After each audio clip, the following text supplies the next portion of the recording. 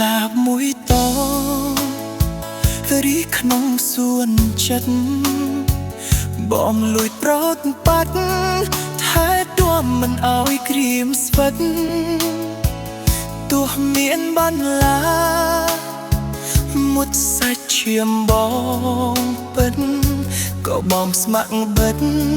ភ្នែកថាបក្លិនស្រស់ស្រីទឹកសន្សាមព្រឹកព្រំលើត្របកដូចទឹកភ្នែកប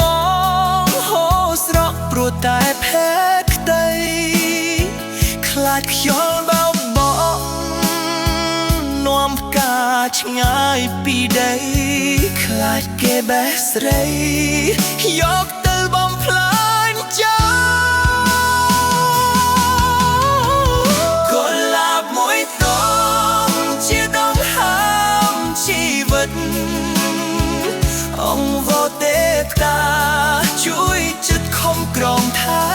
ទាំទោះជាព្យុះភ្លៀង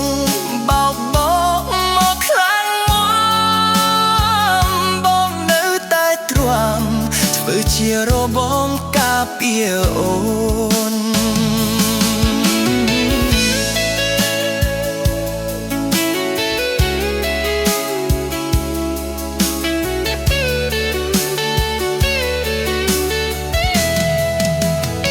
កុលាបអើយកុលាប